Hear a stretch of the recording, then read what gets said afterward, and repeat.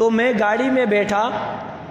میری پچھلی سیٹ پر ایک آدمی بیٹھا ہوا تھا، باشرہ سفید داڑھی، خوبصورت چہرہ۔ جب 10 نمبر سے تھوڑا سا آگے انسان آ جاتا ہے تو سیدھے طرف پر آپ دیکھیں گے تو ایک مزار ہے۔ تو میرے ساتھ سیٹ پر بیٹھے ہوئے شخص نے اس مزار کا پوجا پاٹ کیا، میں تو یہی کہوں گا،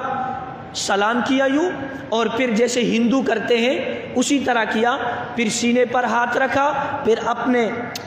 آنکھوں کو چھوا، اپنے ہاتھوں کو چھوا۔ پیچھے جو آدمی سیٹ پر بیٹھا تھا اس نے کہا یہ شہید بابا کا قبر ہے، اور آگے جو بات کہی، کہا اس کا سر کہیں اور ہے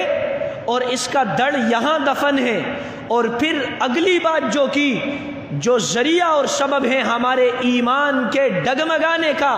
کمزور ہونے کا، اس سے کہا کہ اگر کسی پر جادو سحر ہوا ہو تو بابا جی کے پاس لے آئے، وہ سحر، جادو ٹونا سب کچھ ختم ہو جائے گا۔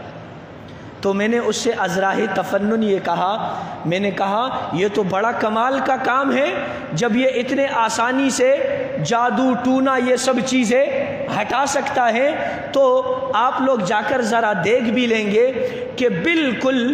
اس مزار کے متصل کچرے کا ڈھیر ہے کہ وہاں پر گزرنے والا شخص ناک بند کر کے نہیں گزر سکتا،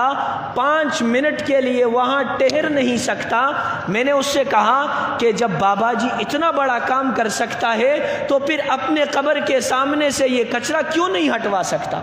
سارے گاڑی میں لوگ ہنسنے لگے، کہا یہ تو مولوی صاحب صحیح کہہ رہا ہے کہ جب قبر میں بیٹھ کر وہ اتنا کچھ کر سکتا ہے کہ جنات کو دور کر سکتا ہے، جادو کو دور کر سکتا ہے، تو پھر اپنے قبر کے سامنے سے کچرا کیسے نہیں ہٹوا سکتا؟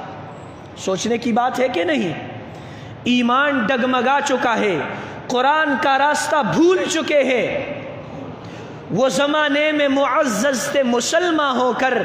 اور ہم خوار ہوئے تارک قرآن ہو کر۔